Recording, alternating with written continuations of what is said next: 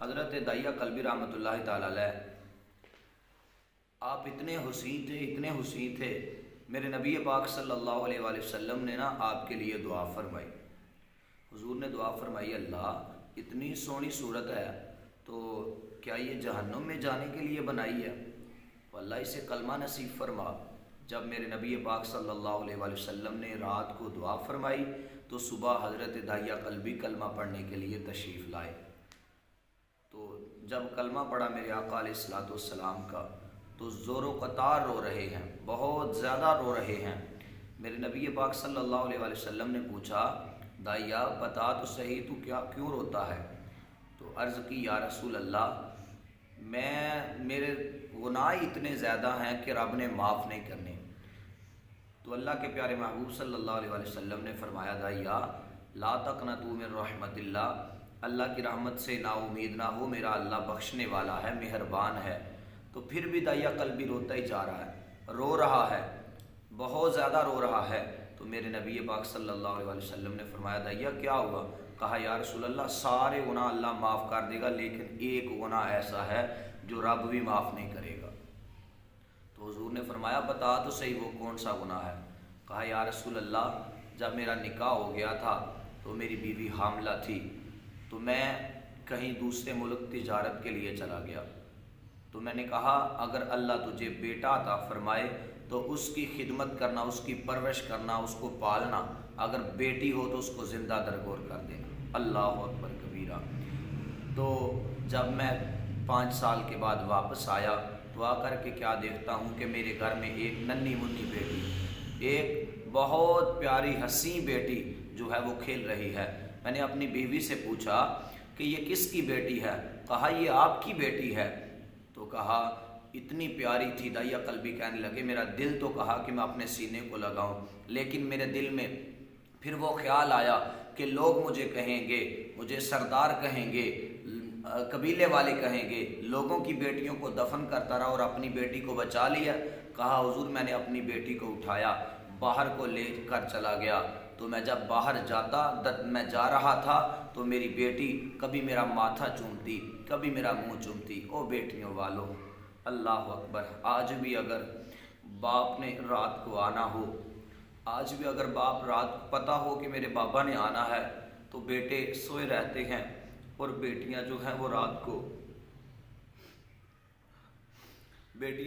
رات کو اٹھ کے باپ کا انتظار کرتی ہیں۔ جب باپ دروازہ کھٹکاتا ہے تو بیٹیاں دروازہ کھولتی ہیں۔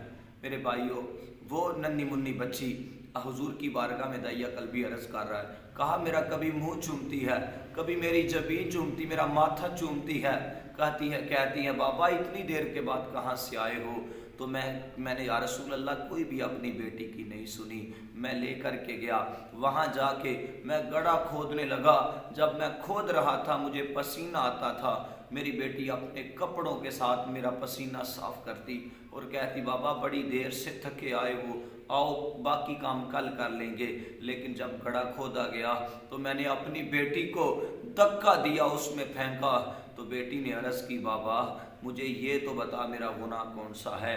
میں تجھ سے کوئی چیز بھی نہیں مانگوں گی، ساری زندگی ایسے ہی گزار دوں گی۔ تو یا رسول اللہ میں نے اپنی بیٹی کی کوئی نہیں سنی۔ آخر میں میری بیٹی نے ہاتھ باندھ کر کے عرض کیا کہ یا رسول اللہ، میری بیٹی نے عرض کیا، بابا کہ میری کون سی ایسی غلطی ہے؟ تو میرا باپ ہے، چلو مجھے دفن ہی کر دے، لیکن میری غلطی تو بتا۔ تو کہا، یا رسول اللہ میں نے کوئی بھی نہیں سنی، میں نے اپنی بیٹی کی کوئی بھی نہیں سنی۔ بالآخر اس نے کہا، ہم بڑی دیر سے یہ انتظار کر رہے تھے اس گھڑی کا کہ وہ محبوب آنے والا ہے، کہ آ کر بیٹیوں کو عزت دے گا، وہ اللہ کا نبی کب آئے گا؟ جب میری بیٹی نے یہ کہا، میں نے یا رسول اللہ پھر بھی نہیں سنا، تو حضور علیہ تحیت و ثنا کی آنکھوں میں آنسو آ گئے۔ میرے حضور نے فرمایا، داہیہ ایک مرتبہ دوبارہ وہ واقعہ سنانا۔ میرے بیٹیوں والوں، میرے بھائیوں، میرے بزرگوں، میرے دوستوں، میرے معزز، اپنی بیٹیوں کے ساتھ پیار کرو۔